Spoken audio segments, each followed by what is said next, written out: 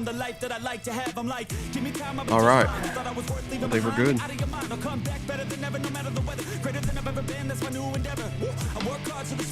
Welcome to the podcast. I think it's number 36, Tracy, isn't it? 35. 35. No, 35 was the last one. You got listed 35. Oh, I made a mistake. You made a mistake. I got to have some kind of drama.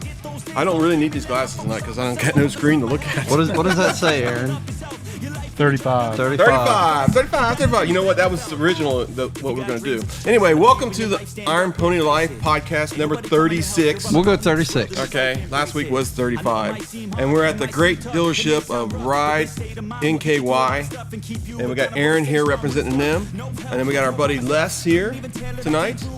And we'll introduce you a little bit more because we got some new viewers now since then. Oh, good. And as you look behind us, we got some beautiful bikes back here. We're going to test ride some of them. Just kidding. All right, so welcome to the podcast, everyone.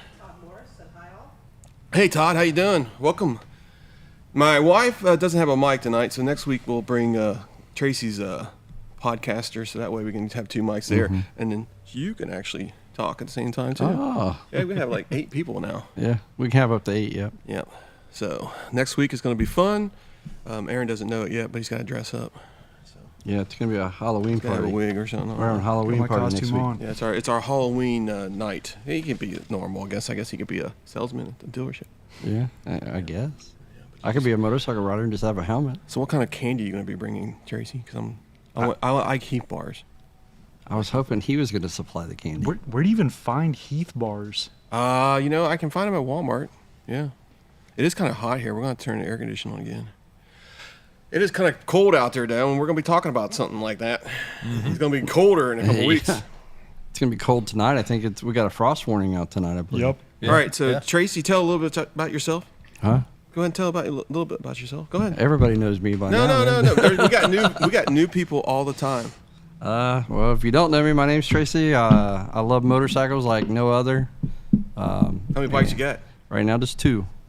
Okay, and little history of what the bikes? I've had up to 13 bikes over the last 5 or 6 years, and I enjoy riding. Enjoy riding. All right, Aaron. A little about myself? Yeah, introduce yourself. Scooter Man. We'll call Yeah, you I'm Scooter Man. Scooter Man. Rode my scooter tonight. No, I work here at the dealer, Ride NKY, salesperson here. Been here for 4 years now. First sales job. So prior to that, I was a mechanic, not here, mostly on cars. But outside of work, riding is pretty much what consumes me, and that's why I like doing this all day, every day. I can pretty much talk bikes all the time. Yep. Yes, you can. All right, Les. Well, I'm Les. I've been riding since 1986. Do most of my own maintenance on the bike. I get out every chance that I possibly can, and I'm still looking for that one gig where I can make a living riding a motorcycle. I just haven't found it yet. Hey, they're hiring. We'll talk. All right, so my name is Chris. I'm part of the Iron Pony Life venture here. You're the owner of Iron Pony Life. Pretty Get it much. out there. Get the host, it right. the host with the most of the equipment. But I've been riding for at least 5 years, I think, and I've been riding Indian and I think it was a Vulcan S, my first bike, and I did go to Harley Davidson school back in the day. Yeah, I know, but it was a good class because I learned a lot because I jumped right on that bike as soon as I got it. So I have to give them some props. They taught you well, I guess. Yeah, I guess they did. All right, so let's get started tonight. So, anything going on? I mean, at Indian or anything? Getting ready to transition to 25 model year. Haven't announced anything official yet. It'll probably be officially announced in November, so look out for that. Yeah, give us a date. Maybe I can come here if it's on a. Well, you know what? I don't have a date offhand. They usually announce like first week of November, and I have no idea what to expect. Some models are kind of long in the tooth, so I think we're going to see some updates beyond just colors. And I think there might be some exciting new stuff coming down the pipeline. Yeah, I know Brian went down there from the Cleveland chapter, and he said he saw a sneak peek of one of the elites, and he said it was awesome. He can't say anything. He had to sign an NAD or whatever we call it. But he just said it was awesome, and everybody's going to be pretty excited about that bike. Yep. So, other than that, so Les, what do you got to talk about tonight, huh? Well, Put you on the spot. Well, the theme of the podcast is, pretty much how to winterize your bike, or some of the things that you should probably do to your bike if you really want to pull it out of the garage, hit the start button, and go next spring. If you plan on a long winter sleep for your machine, there's some things you really need to do to get it ready for that. Make sure that it's ready to go in the spring. So, I did make a mistake there. My wife is also, Heather's right next to her. So Heather is here, Les' wife. So I want to introduce her too. So I didn't want to make her feel left out. So other than that, so yeah, we're talking about winterizing stuff. Hey, Heather. I know. I didn't want her to get like, oh my God, he just. I mean, I get kind of nervous sometimes when I do this stuff, so I forget. I know. I need to help you. I can't remember out, names. I'm not nervous. Are you nervous, Aaron? I feel great. I feel good. We're good over here. I feel kind of. You feel good? I'm feeling pretty So good. Yeah. Chris, relax, man. We're good. I'm relaxing. I'm relaxing. All right. So winterizing. This is really my first year of my motorcycle. I'm not going to be riding in the winter. Last year I just had it in the garage and I just put a battery tender on it. But I heard there's a lot more stuff you got to do to these things. And I know Aaron and Les has got the lowdown on it. The lowdown, because they've been here, and I know he'll talk about the dealership side of things, and then Les will talk about what they do at home. You know. Yep. So, absolutely. So go ahead, get started. Well, personally, one of the first things that I do before I put my bike away is give it a thorough washing and a good wax. Really kind of key. Get the grime off of there, get the grease and oils and things off. You don't want anything sitting on there that's going to cause any type of corrosion, things like that, over the winter. It's essential. Get the bugs and things off. Some of that stuff can actually eat into your paint, cause some spots in your paint, some tree saps, things like that. Get it good and clean. Get a good wax onto it. I've used several different products. We've got a few things here on the table. I believe we've got our original bike spirits here. That's actually a very good product. It's very easy to use. Get a microfiber, shoot it on there, wipe her down, and then buff it, and it comes out really, really nice and shiny. Protects your paint, and it also helps keep it clean. A lot of the dust and things will clean right up and come off a lot easier when you have that wax on there. Nice. This is one of my personal favorites. What I like a lot about this product is, say in the wintertime, you've already put the garden hose away, everything's frozen. You don't necessarily need water for this product. So you can spot detail in between that big wash before you put it away. Yeah. And then while it's away, if it gets dusty, you can wipe it down. It's kind of a nice little product. It's handy. Nice. So, what about engine treatment? Do you do anything for engine treatment or anything like that, or like changing oil? Yeah, changing oil and stuff like that. Yeah, absolutely. So, what a lot of people don't understand or maybe realize is that, oil just does not lubricate your engine only. It has several other functions. It helps carry heat away from the engine internal components. It also helps clean the engine. Hopefully, it's going to pick up all kinds of particulate matter, going to carry it away, take it to the filter, and keep it away from the internal parts of your engine. Keep it from wearing prematurely, things like that. One of the other big things, or one benefit from motor oil, is that it has an acid neutralizing quality, or an alkalinity to it. And what they do with engine oils, they start out with what's called a total base number, and that base number will dictate how well the oil can act in the engine and prevent corrosion, neutralize acids, those kinds of things. So, most people will go, I don't have any acid in my engine. Well, yes, you do. So it's part of the natural combustion process. A lot of the blow-by and things that come through in the engine, you do get some fuel leak down past the rings. Some of the exhaust and things come through there, and it does cause some acidic conditions within the oil. And over a period of time, that additive package will break down, and the oil will lose its ability to some level to protect your engine against corrosion and the attack from that. So one of the things that I do before I put the bike away, fresh oil change. If I only have a couple thousand miles on it, I change the oil. It's very cheap insurance. You're going to get on it in the spring, hit the button, and rock and roll down the road. You're not going to have to worry about it. Yeah. And a lot of times, even if you don't hit the mileage, the other interval recommendation is time, and that's typically annually. So if you don't hit the mileage interval, you should be changing your oil annually anyways, and you can make that annual change right there before you put it away for winter. Which makes sense. That's the time to do it, yeah. That's what I'm going to do mine, so. Yeah, that's what I'm going to do now. I'm actually making an appointment for mine next week, so. Yeah. And here at the dealership, I know they have a whole entire box kit. If you want to do it yourself, it's like $119 for the Challenger oil kit. Comes with the oil filter, the seal for the oil plug, and the I think it's 5 quarts of oil. Right. It's Now, synthetic unless you stuff. do your own, correct? Yeah, absolutely. Yeah. Absolutely, yeah. So, one little caveat to that, if you are working on one of the Indian 111s, 116s, they're a little bit unique in the process where you change the oil. So make sure that you follow the process. Break-in. Yes, well, several good YouTube videos too. And then when you put the oil in, there's an amount that you put in. You have to run the engine for a period of time, put the rest of the oil in, then there's a procedure to check it. So make sure that you follow that. Yep. I know Indian has great videos for that. I mean, it's almost like one Yeah, they do. steps. It's like they made these videos just for doing that if you want to do it yourself. So they're pretty great resource. So you can find that on the Indian Motorcycle website. Yeah, absolutely. So, and two, a lot of people, they'll go out and they'll try to shop around and they'll say, I can save $1 a quart on this other oil. And, it may or may not be the spec oil that you need for your engine. I like to call them designer oils, but the manufacturers really design the oils to work in the engine, in the application for which they're designed. So, when you start to vary from that, you could cause yourself some problems. Just use the spec oil that's recommended by the manufacturer and save yourself some trouble down the road. I always say about that in regards to it, because I get a lot of customers asking me, what oils do I recommend? I always say, look, I'm sure a lot of those other oils are great oils and I'm sure they work well, but what I know works is what the manufacturer recommends. I don't have to second guess it. I don't have to worry about it. It's just peace of mind, and I'll pay $1 extra for peace of mind. So that to me just makes all kinds of sense. Well, and I mean, these people design these bikes. They test this stuff out. They know what they're, there's a reason why it's the recommended oil. So I know when we did your bike, we put 0.20 in yours. you got problems, man.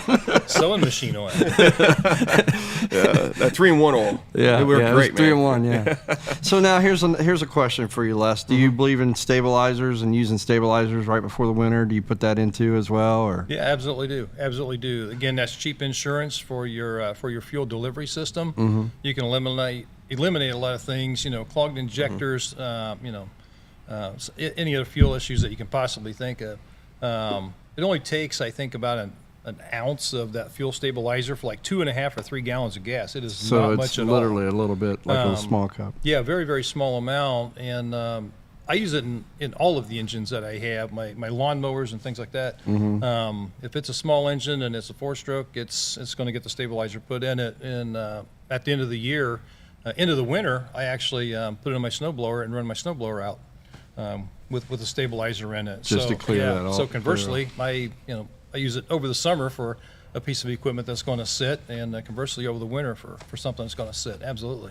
Now, you just like, I get confused with this stuff, man. I know some people do too. So the directions here, you put, is it a full tank that you put it in, or is it half tank, or just where it's barely, you're almost empty? Well, what I like to do, I like to fill my tank all the way up because Okay. then I know how much gas is in it, Yep. and then I use the recommended amount for the gallons of gas that I have. Okay, good. Because I always get confused with that stuff. I can read the directions on the back. Tracy will help you out if you get too mixed up. Yeah, I'll just, help him out. I mean, I know a lot of people out there just like me. He needs help. We need, I don't read text very well, but I read pictures very well, and the picture shows me just pouring it in a thing. What's funny about that stuff? Heather, you see what we got.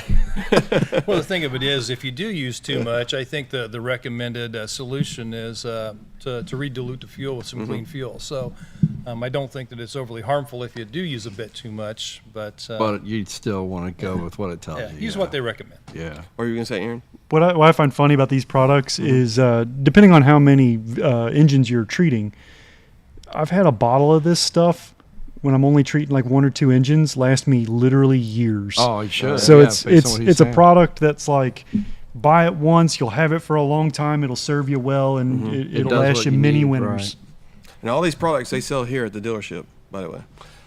But you don't have to buy here necessarily. They do sell these things at your local auto zones, Yep. auto parts stores, even gas stations have that stuff. I recommend it for definitely any carbureted engines, and then any engines that are going to sit for more than about 2 months.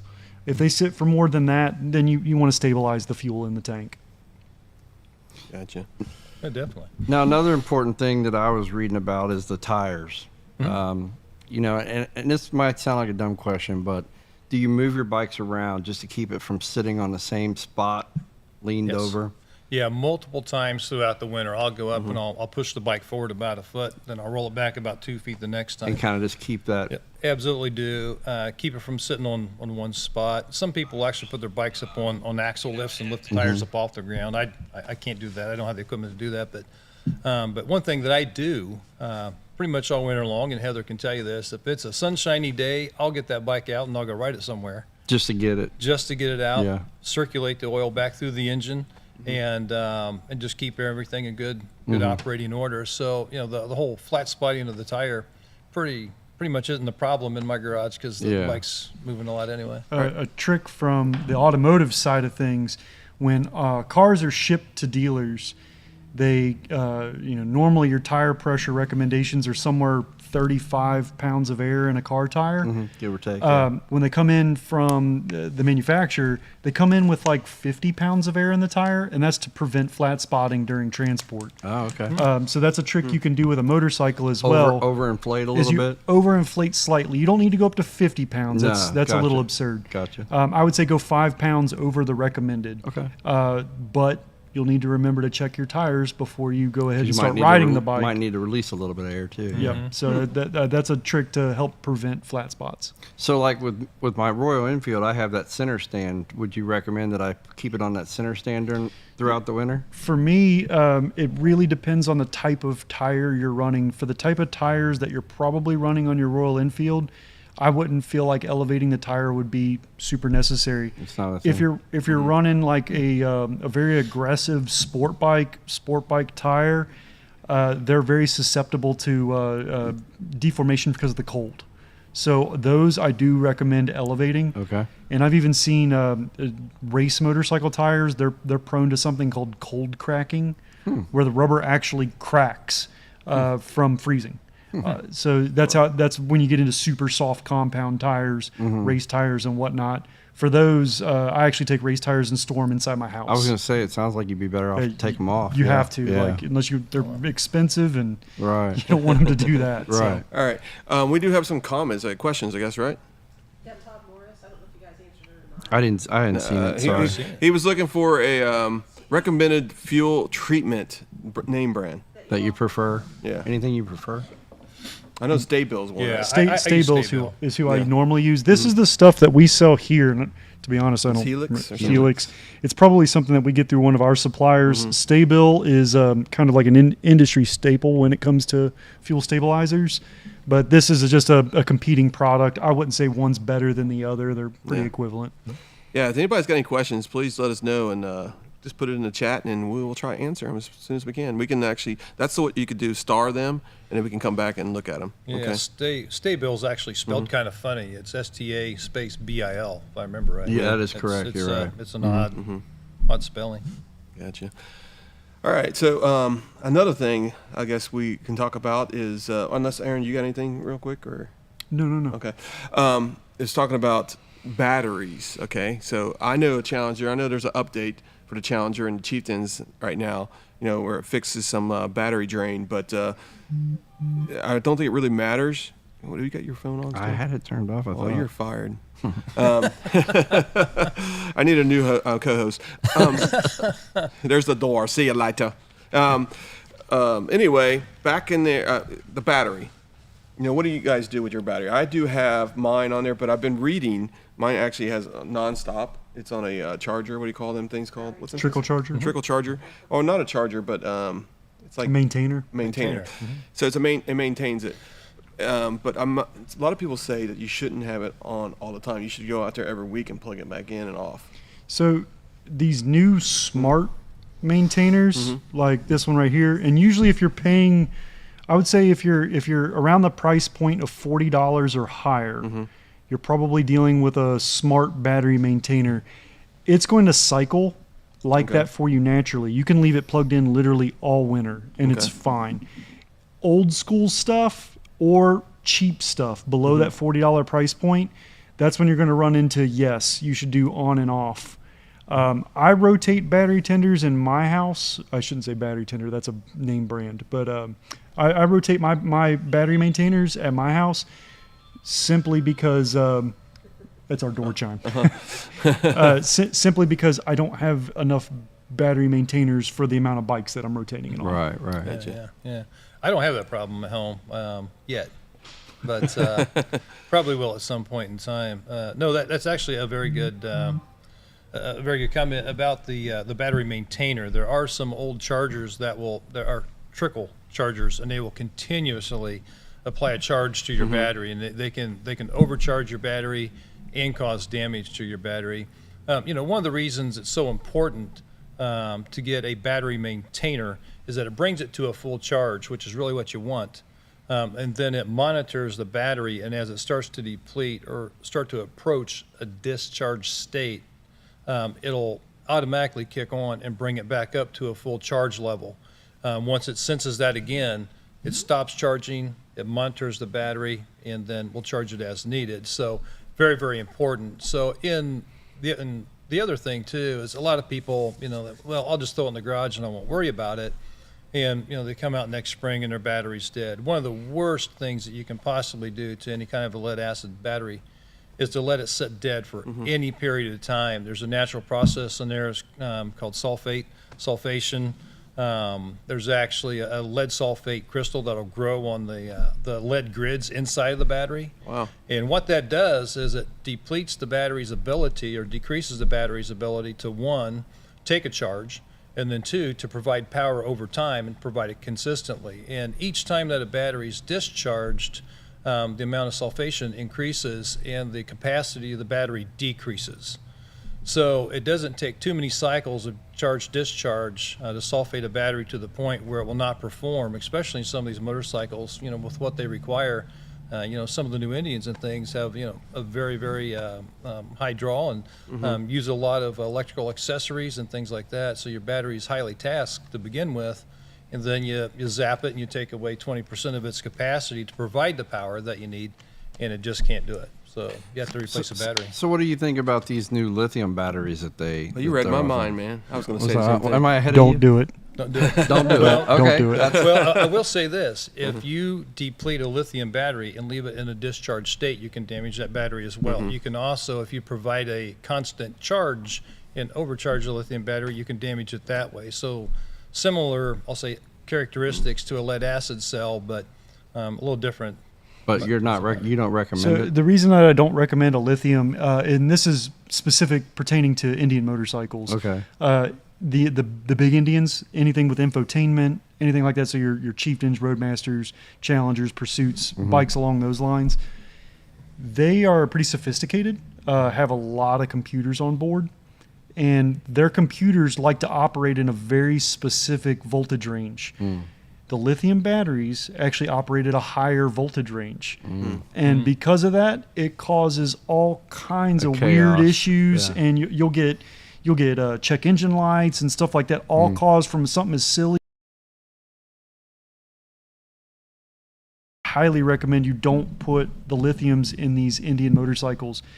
My experience personally with lithium, I mostly used them in off-road and in racetrack applications because they're lightweight. They're crazy lightweight. I think that's more what they're designed for. Yeah. And in those applications, you don't buy them because of their battery performance. You buy them because they're lightweight. Crazy. So I'm not necessarily saying that they're a horrible product by any means. They're good when used in the correct application. And these big Indians, anything that is similar to the big Indians, I probably wouldn't recommend it. When you get into very sophisticated motorcycles that have lots of electronic features, I would just stick with a traditional lead acid, an AGM, or a gel battery. And speaking of the different battery types, you need to make sure your battery maintainer is compatible with those battery types. The lithium is the one that sticks out the most. Right. It's the one that requires a special battery maintainer. Yeah, many of the current generation chargers will actually have a setting specifically for lithium. I've noticed a lot of those. You mentioned battery tender a little bit ago, and I was looking at some of the current product lines, and many of those have a selection on there just specifically for lithium. And some of them will actually auto detect, and it's really cool. But just make sure that it's capable of charging the battery type you have in your bike. And most of the time, if you don't know what battery type you have in your bike, you have a lead acid. Like that's kind of the tried and true go-to. It's what all the manufacturers, they're usually going to come standard with either a lead acid or an AGM, which is activated glass mat, I believe is what the AGM stands for. Absorbent glass mat. I was literally just reading about this. Yeah. And honestly, the difference between a lead acid and an AGM is very little. They have similar applications. Mainly you use an AGM if you need to flip the battery sideways. If the manufacturer just can't figure out a way to put the battery in upright, if they have to put it in sideways, that's when they'll use an AGM because they're not liquid filled. Sure. Fun fact, the absorbent glass mat, the absorbent piece is the mat that actually holds the traditional battery fluid. Yep. So an AGM is, in all effects, a lead acid battery. So it'll be susceptible to the same things as a standard flooded lead cell battery would be. Just a little different configuration, still the same process to generate. Now, see, I was always under the impression that the AGM was designed for bikes with the tech, or even cars with tech. So is that correct, or is that? They've been used in like that application. I remember from cars, it was always like BMWs and things like that would have Anything AGM that had batteries. high tech in it, they. But mostly the reason the AGM battery exists so you can turn it sideways. That's the only reason. It really is, so you can mount it in any configuration. See, I learned something new every day, man. That's why I love talking to these guys. Spill proof. Yeah. Yep, it's spill proof. Spill proof. There So we go. here's a fun fact. Let's see if people will put this into the comments. See if anybody can really tell me what voltage your battery has to get to before it's considered completely discharged in a lead acid cell. What do the viewers think that voltage actually is? If you give me a minute, I'll let Google tell me. Oh, come on, no cheating. Hey, no cheating, no cheating, man. Get out of So then I'm going to tell you I don't know the All answer. right. Todd Morris made a comment here. He says, I know some Harley guy that tried a Lithium and they had. Is that your phone? You ever heard of a silent? I mean, It's on turn silent. the darn thing off. I can't. Oh my gosh, this guy's gone. He's done after this. Tried a lithium battery and they had bad luck with him. And then I've seen some people actually with the new Harleys. They've been trying to put lithiums in there and they break down on the middle of the road. You know, going like 5 miles down. The system hates it. It's like it's Well, that's what he was just saying, yeah. Yeah, and lithiums are weird. Yeah. They're fine, and then they're completely not fine. Like they just shut off. Yeah. There's no warning. There's no like slow crank. It's just like you turn the bike on with the key, and none of the lights come on. Nothing happens. No one's home. You're not going anywhere. And when they do that, a lot of times they won't even jump start. So it's like you're dead in the water at that point. I mean, a lot of people, and it's bad to say this, but people think, you know, new tech is always good tech, you know? And, you know, lithium's the new kid on the block, so I need to get that. It's the best damn battery. It's like going to a motorcycle meet or a show or what do you call it, Right. bike night, and pulling up and saying, I got a brand new lithium battery, man. It's the hottest thing on. And be like, and everybody leaves, and he's the one left because his motorcycle won't start. Oh, yeah. Just for the record, no one's ever asked me to show them my battery at any kind of motorcycle.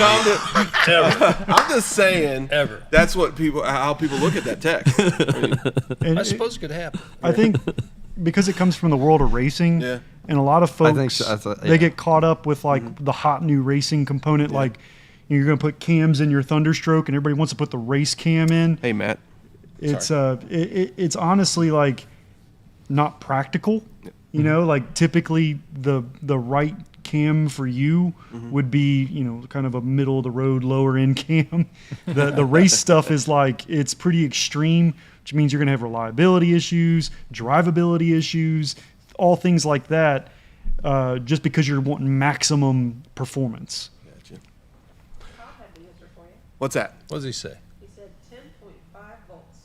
10.5 volts. That's pretty low. Did he Google that? I don't know. Todd, did you Google that?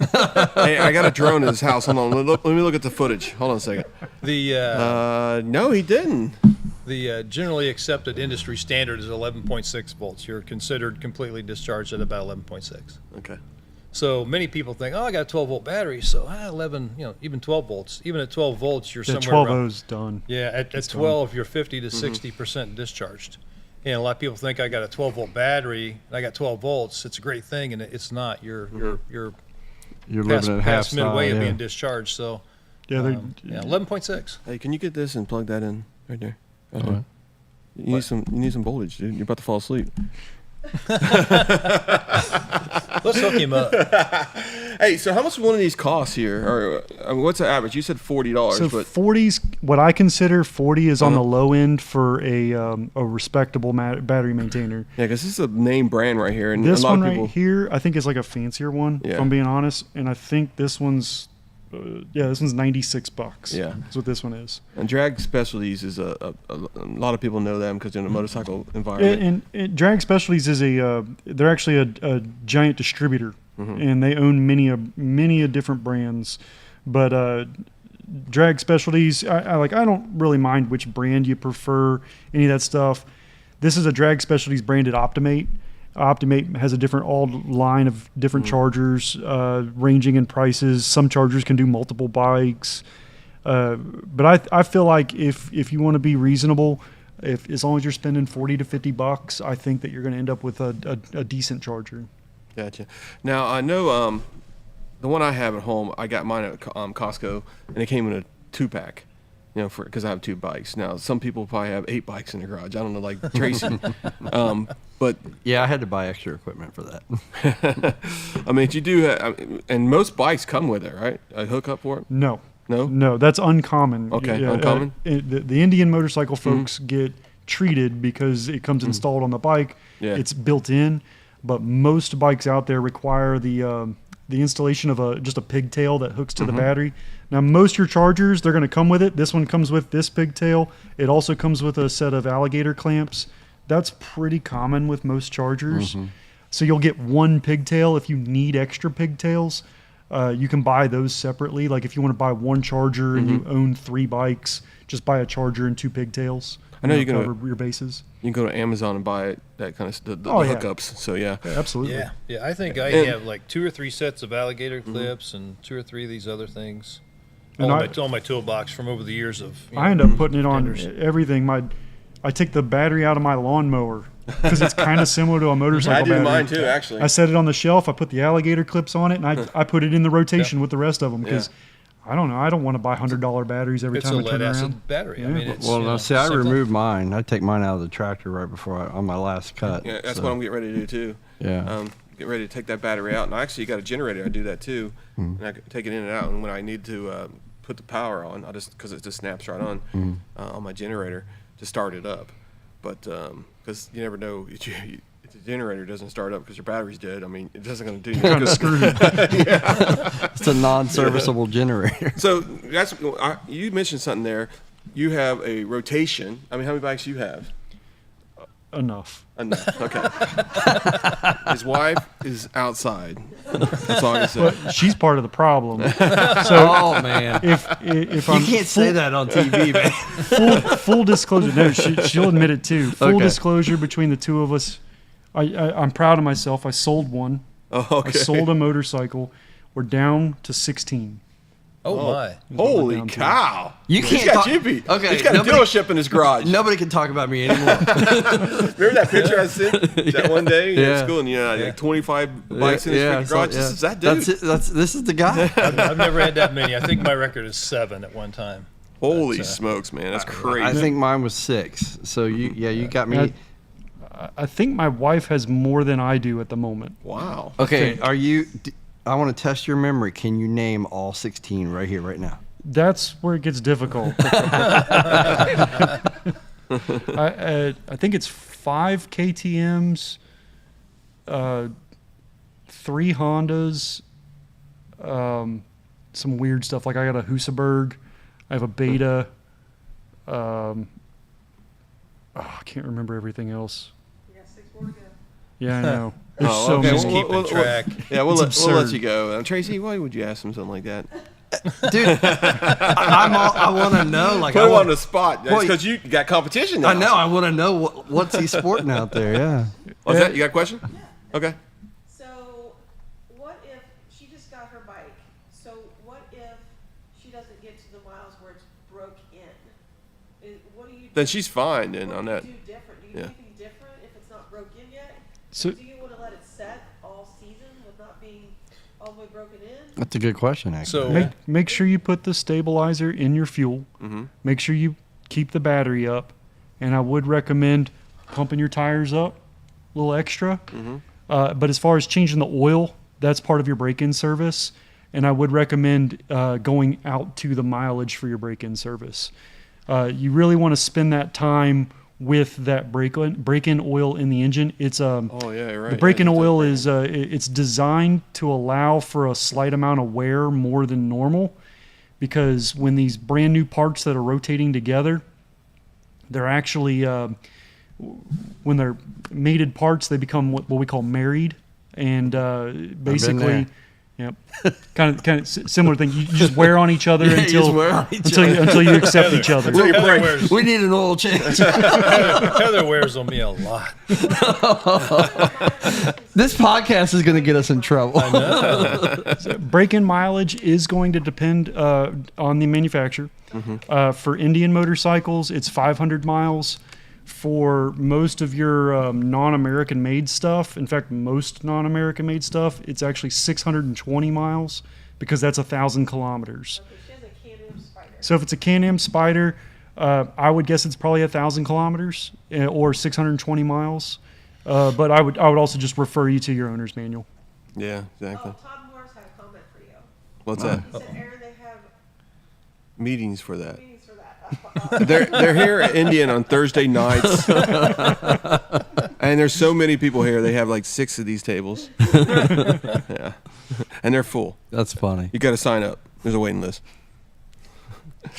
All right. So, what else we got here?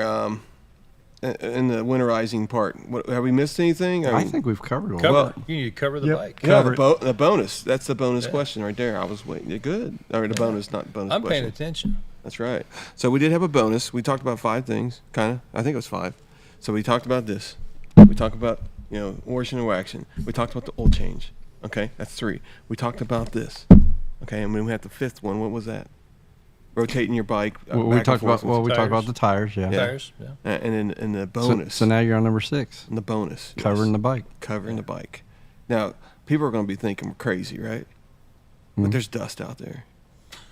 Okay, and it's Yeah, go out and it's look at my car. and it's landing on a lot of things. You know what's funny is I literally spent my whole day off a week or so ago cleaning my car, and I used the ceramic spray. It was beautiful. The next morning I go out to get my car, and I'm like, well, shit, I just wasted my time. It looked like I never even washed it. Yeah. Well, I do have a full cover. It goes fender to fender, and I do put that on the bike when it's in the garage for the winter. It's nice for me when I go out there. It's clean. I jump on. Might need to dust it a little bit, but it does keep it in pretty good shape. Yeah, it keeps cats laying on your seats if you got cats in your house, because they like leather, and they like you're in the garage and it's warm. Some people do have heated garages. I'm but- not that but- luxury. Yeah. But animals and that kind of stuff keeps it out of there. Yeah, I was going to say pest control. Yeah. That's a big thing to add to your cover. Whether you want to do as simple as like old school mothballs, setting out mouse traps, things like that. That is crucial. The last thing you want to do is have a rodent nest in your air filter box, or heaven forbid they chew on the wires. Yeah. Like that. That's an expensive repair. You're going to have to call your insurance company over. Yeah. Yeah. Yeah, on the Roadmaster, one thing we didn't cover was leather care. Oh, yeah, We yeah. do have a leather seat. I think it's called Leather Honey, if I remember right. It just very little bit of it. It's an oil that you put on. You coat the entire seat with it. You let it sit for about 24, 30 hours, and then you just go out and you just buff it off.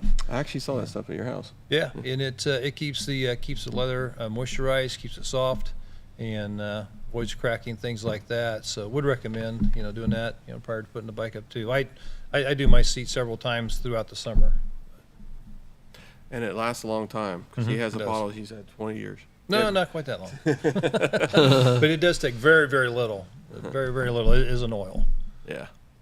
So, and in the springtime, we'll come back here and we'll talk about what we need to do to get our bikes back on the road safely. Because, a lot of things can happen over winter when they're just sitting in the garage and that kind of stuff. But, I think updates to software, all that kind of stuff. Because I don't know what Indian's going to be coming out, but I'm sure they're going to have some updates.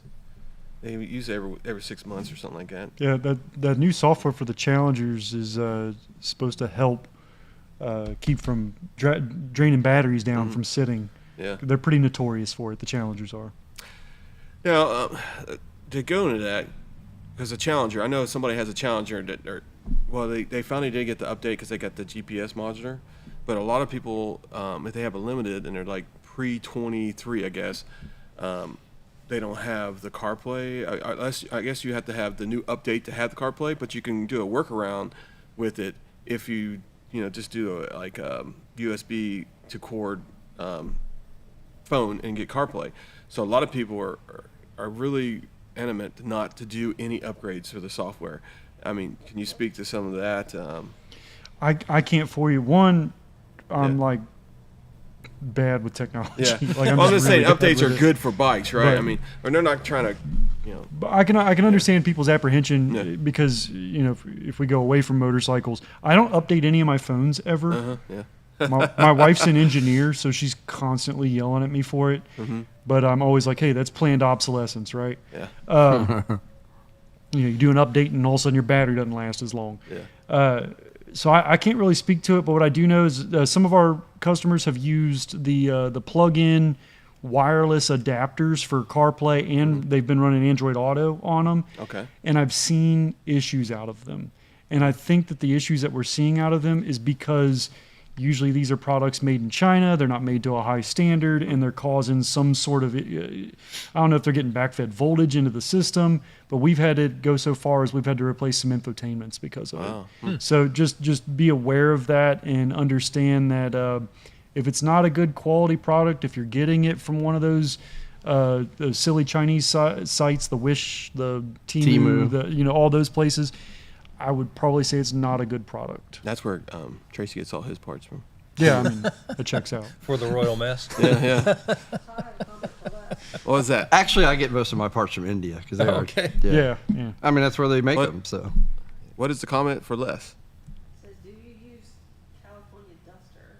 What's that? California Duster. I apparently not, because I'm not exactly sure what it is.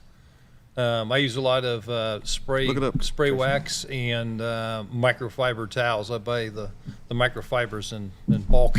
What is the Bulk stuff? What is the stuff that you like? What is it? Let It's me put that in called, the chat. Called Wash All Wax All. Wash all, wax all. Yeah, you can buy it by the gallon. You can get it on Amazon, Oh yeah, it's one of these guys. and you can dilute it. You can actually use it like as a car wash, I don't know, soap or whatever you want to call it.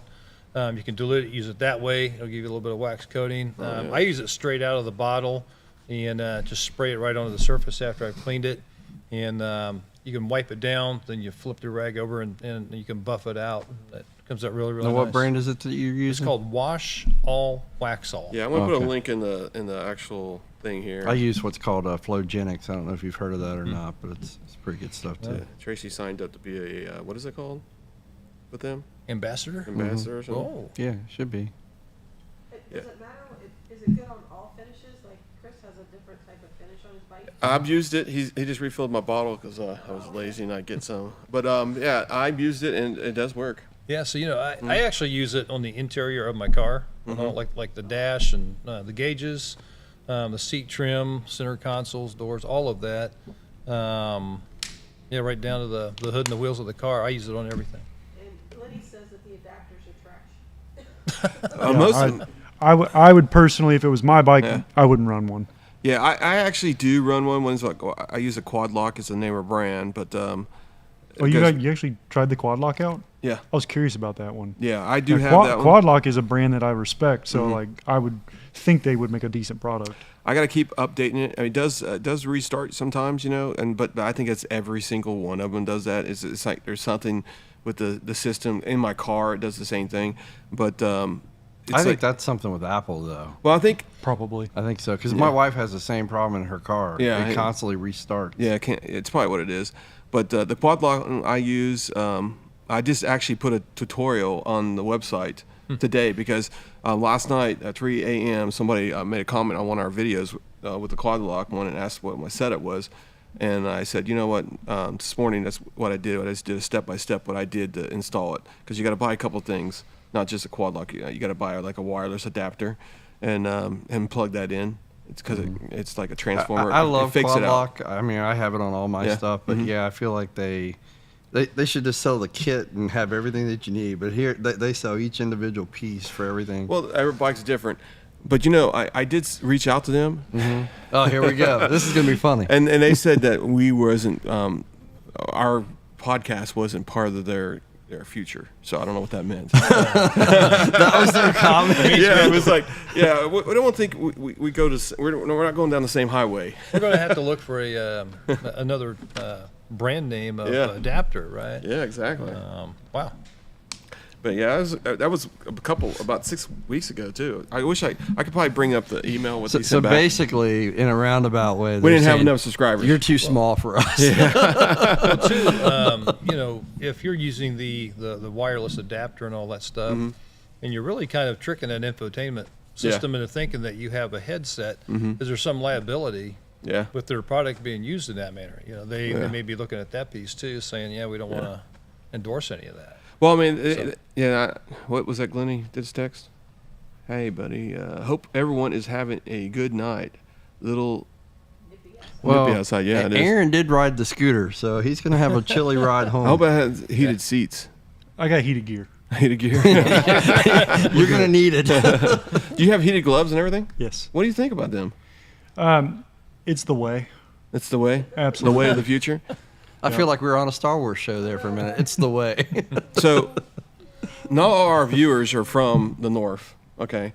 There is some southern, some in California, some in Atlanta, Georgia, and stuff like that that's reached out to us. Now, some of them probably won't store their bike, but it does get nippy sometimes, right? So you have heated gear. Now, how long does it last? I mean, how long can you ride on a bike So with gloves and stuff? mine plugs into the bike. So okay. as long as the bike is running, I've run a full heated gear setup, heated troller. It's a 2-channel troller that you can separate the different articles of clothing into 2 channels. So my jacket and my gloves are on one channel. My pants and my socks are on another channel. You can independently control those. Nice. Basically, if it's below 50 degrees, I'm probably going to wear them. Then it's 50 degrees all the way down. The coldest I've ever ridden is 6 degrees. And then and all the way up from there. How I describe how heated gear feels is 60 and above, you don't need it.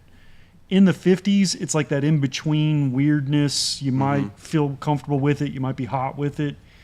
So I leave it. I'll be wearing it in the 50s, but I may not have it turned on. Wow. And then once it gets below 50s, it's on. And then obviously the colder it gets, the higher I crank it. At 30 degrees, if I go full crank, it feels like I'm riding it at about 75 degrees. Is about what it feels like. Wow. I got to check into some of that. Yeah. So it's a whole unit. So you wear the same brand all the way through your whole body. It's all connected, right? Mine is the same brand, but most of them use standardized 12-volt adapters for them. So you can usually mix and match brands. Mine happens to be the brand First Gear, but First Gear's kind of like not, they're in business still, but it's been this weird transition. So the other big brand in heated gear is the starts with a G. No. Oh. Tracy, you should know everything. I've looked at it blanking on before, right but I now. can't remember. You can look it up. I mean, your phone's on. I can tell. It keeps on going off. I should know because Gator? Parts Unlimited just picked them up. Now there's been a huge influx of battery powered heated gear, and I ended up buying this battery powered glove, and I really liked it for when it was like 40 degrees in the morning but like 65 in the afternoon, because then it worked well for just a commute to work. But if you're trying to like go out for a day ride when it's like in the 40s to 50s, the battery lifing on that glove was like, in most of the other battery powered gloves that I've found, they'll claim like a 4-hour battery life. That's on like the lowest setting, no heat. If you're using it at a moderate level, expect an hour to hour and a half of battery life. So was Gerbing? Gerbing, that was it. There we go. Yeah. They see you're. There's a use for me. There's an I'm telling investment you. in you. I tell you that. Tracy is now known as Mr. Google. That's what I'm good at. Yeah. So it looks like Todd got something else here. What's he got? I am getting older and I'm turning into a sissy. Sorry about that. I got to put you on podcast. It's above, below 50, I think is what he's saying. He's not riding. I don't blame him. I'm with him. I'm the same way. Yeah. I've done a lot of cross country riding, and whenever I cross country ride, even like I'll leave in like July, and I'll take my heated gear with me. Usually I'll put it on crossing the Rockies. It's weird, but like every time I've crossed the Rockies, from like Kansas City to Grand Junction, it's like 40 degrees out. And then as soon as I get up and over the mountains, That's what you're riding home in today. yeah, no problem. Once I get to Grand Junction, it's 80 degrees, beautiful, pull the gear off, ready to go. So whenever I do cross-country trips, always carry rain gear, always carry heated gear. That way I'm covered on all bases.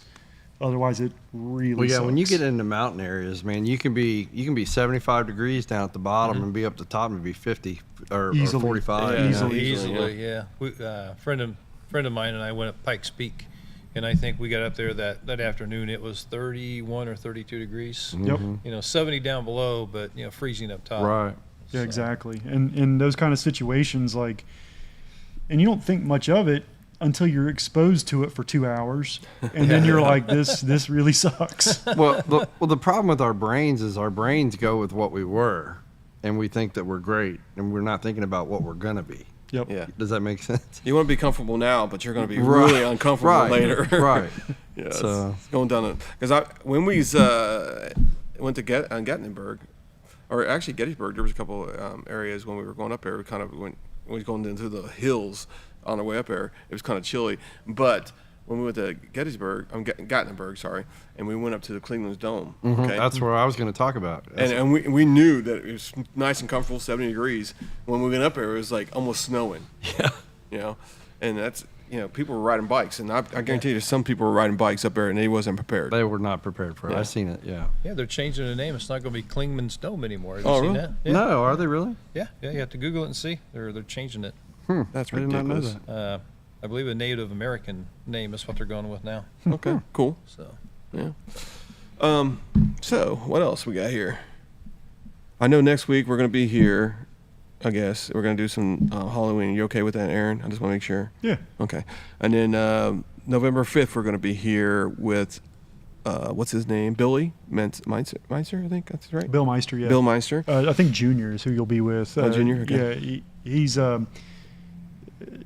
if memory serves correct, he's like ex-AMA pro road racer. Yep. Like, I mean, he's the real deal. Yeah. So he and I've ridden with him at the racetrack a couple of times, and he's a great guy. He'll do whatever you need. He flipped a set of tires for me at the racetrack. Like, I mean, he's glad to lend a hand. Wow. And he's part owners of Balance Dynamics, yes. Yep. And they do the teaching classes around here. And Heather just went to one of them. Now, is he going to be here next week? Is that what you're saying? November 5th. Oh, November 5th. Okay. Yeah. A couple weeks. And I do have, I get with the Michigan Biker Podcast. We got him as a guest. We might do him the 3 days before Halloween. I'll see if I can get him on here on that and see if he's open. I want to say Les's name it's pronounced Kuwohi, and it's spelled Kuwohi. There you go. And that's going to be the new name for Klingman's Dome. Very interesting. Cool. Klingman's a lot easier. Whoa, E. Yeah. So there you go. You were talking about balance dynamics. Heather just did her course. They the second day they all had to kind of gather around, have an intervention with Heather, get her to slow down. She was going that fast, huh? Just squealing the Look tires. at her eyes. Going outside the line, squealing the tires. Hey, Heather, do you have a blanket for the couch? He's going to need it. Oh my gosh. Yeah. Well, if anybody's got any questions on Facebook or anything like that before we go, we got, I think we got, what time is it? It's 8:26. 8:26. We got like 6 more minutes. And then we pack this thing up so I can get Aaron home. He does have a print. You want to talk about that 401 over there, that brand new bike? The smart The pilling. smart pilling over there? Yeah. Yeah, that's a ground up bike. That's so motor's new, frame's new, suspension, brakes, everything on that bike. Complete updates. Finally, the bike comes with a TFT dash. The motor is technically more displacement by like 26 cc's, but it's the same horsepower, and that's a trend across motorcycling right now. In order to make the same horsepower, they're having to increase the engine size because there's new emissions clamping down on it. Right. So that's why you keep seeing these engine displacements going up, but the power's not necessarily going up. It's because they're just trying to overcome the emissions choke down. It's going to get tougher and tougher. Is it at the same height? Because it looks a little lower than the older ones. It is a little bit lower. Okay, that's what I thought. The other thing too is I have a used older one sitting over there against glass. It's funny how much bigger the bike is. So it's lower, but like the whole rear subframe actually has room for a passenger. Yeah. Where the old one was just tiny. Oh, I like the new design. I was So checking it out. it's a lot more practical of a design while still keeping that same like Scrambler look aesthetic to it. It looked like the tires were smaller too. Am I missing something? I think it's on just because the subframe's bigger. just makes it look. So it just makes it look different. smaller, Okay. See, my eyes catch it. I just want to see if you got That's it. because you're looking for a couple more bikes. Because this guy's got dude, I could 18. stay in here all day looking at bikes. And he knows it. He's seen me here do it before. Because you've got a beautiful backdrop again this evening. I mean, Yeah, look at it. absolutely. Yeah, look at all this. Absolutely. The beautiful bikes back here, ready for owners, man. Owners. Especially the two all the way back. The two 101s. They got two 101s. Somebody's back got there. to come I'm down. surprised they ain't gone. Somebody's got to come out here and buy one of those. Those things are gorgeous. I know interest rates are Well, getting better. We've sold a couple of them. I don't remember which one's the freshest one, but they're both pretty fresh. Well, the red one's the freshest one. You would know. I do know. He has their inventory memorized. I do. I look at it daily, man. Wow. The red yeah, one is so the he starts newest one. to- The white one I think you've had for just a little bit. I think. But you sold a white one Yeah, we too, sold though. a white one. You sold a white one. I'm pretty sure those are both less than a month. I think so. Yeah. I think you're right. Uh-oh. What's that? What? Have Aaron help Tracy trade in that Harley. I know. Oh yeah. Tracy yeah. needs to trade in that Harley. It's I talked to him about this a couple hours ago. It'll happen eventually. Eventually. So I like this dark horse right here, and I also like that chieftain back here. With I like that maroon chieftain. that's I what I'm thought talking that was about, a sharp color. that's a beautiful bike. And it's one of those ones that the two-tone, the stripe that's through it, you look up close, and the stripe's actually made up of little tiny Indian heads. Yeah. And I always love that little detail. That's such a cool little It's detail. beautiful. Pretty cool. Yeah. So, any questions? Anything? Nothing. Is Jennifer or nobody's out there watching for us? No. They're fired. Jennifer, you guys are fired. Now you know they have a busy schedule. They're social media experts, though. Yeah, but they have a busy schedule. Ride with Purpose is on here. He just got on. Oh. Yeah. So, welcome to the podcast. Hour late tonight, he said. Yeah, we got kind of behind there. There was a guy named David Comer. That's me. Oh, okay, gotcha. I said hi, David. I forgot. Sorry, Aaron. Let's see here. I'm going through here. I'm not able to see Facebook, but they are. So, but anyway, yeah, we're almost done here. We are done. We are toast. What? We're cooked. All right. Well, we'll see you here back next Tuesday here. We're going to probably do it at 7:00. It's okay with you, Tracy? I was actually hoping earlier. Can we do it earlier? So, because I'd like to see some of his group here, if possible. His group. It's a Halloween party. We're gonna have a bunch of people. We want to have a bunch of people here. Oh my Come on, gosh. man. I'm only coming for the candy. You can absolutely. You can absolutely set up early. Yeah, we can set up early. So we'll see what we can do. And you can't make it the week after, right? Because it's What? closer to Halloween. You can't, the 22nd. What is it, 22nd, I think? I'm on vacation next week. I can do whatever I'm we talking about need. the following week. I don't know. I haven't seen that schedule Okay. yet. I don't So know. our Halloween one, what's that? You wear your costume a little early. Yeah, we're gonna wear it early. You wore it a little early. Yeah, that's why we're doing the Halloween thing next week. Yeah. So with Halloween, okay. I got to keep him on track. He doesn't. The know. Halloween thing is next week. I'm going to put the schedule actually on Facebook and on the website. But yeah, Halloween's next week, and then we just got some kind of crazy one. We'll do the week of Halloween. Since something quick, we won't be here, so you guys won't Right, do it. right. And then we'll do the Indian one with On November 5th. November 5th. Here, Yeah, probably. and then we'll have to get another. Maybe we'll get the Indian lady here. Maybe is that possible? Yeah. We just won't put you on the spot. We'll talk about that later. Yeah, But yeah, we'll lock it in. yeah. All right. So I think that's about it. Les, you got anything? Have you covered everything? I think so. Hey, thanks. Get those bikes winterized, and I think you'll be a lot happier next spring when you go out, hit the button, and rock and roll. And thank you for coming in. Oh, you're You welcome. You had You're welcome. tons of Anytime. information. Anytime. And Aaron, you're always the best. I mean, he's almost like a He's an encyclopedia. To Encyclopedia, Stuff, man. he's He knows- almost- yeah. it's almost well, part both of of it. them are really. yeah. They I know mean- way more about the stuff than we do. Oh, I know. That's the reason why we come here. And we didn't really talk about the dealership though. If you want to take 2 or 3 minutes about what you guys do back there. So we're slowing down in service. So if you need some service, we don't have long wait times. There's some specials going on. I don't know the service specials offhand, but I do know that we are running a few specials. All winter long, we kind of open up the service scheduling. We'll take in bigger projects. So if you want to do a big sound system project, you want to do big cams in your Thunderstroke, whatever you'd like to do, it definitely opens up it back there. As far as the sales side of things go, pay attention in November. The 25s are going to be announced. If you're into the other brands, KTM has started announcing this month a few of the 25 Street line, so you can keep that in mind. Royal Enfield, they kind of release all year long, so they don't really have necessarily a model year release at a certain point. But I will expect some new colors to come out within the next month or two. And And they we got are that Gorilla reveal coming out. We should see that next year, right? yeah, probably early next year, like spring. Then we are anything that's left over, 24 model year left over. It's all on blowout on sale. If you're in the market, we'd love to move some metal. So please come see us. And if you could give me a kind of advance notice, we can do it live here and do the unveiling of the new 25s here at this dealership. Yeah, also. absolutely. We Yeah, could do I'll, that. I'll give you a date, a more nailed down date. That would be That awesome. would Actually, be fun. Yeah. That'd be cool. I'll try to I'll coordinate something with you. Yeah, because there's a lot of people out there that make videos about this stuff, but not a lot of people don't do live. Right. Yeah, so That's true. yeah, and we'll invite anybody we want to. Even less again. I'll be here. Well, Heather probably won't let me attend because the new 25s will be out.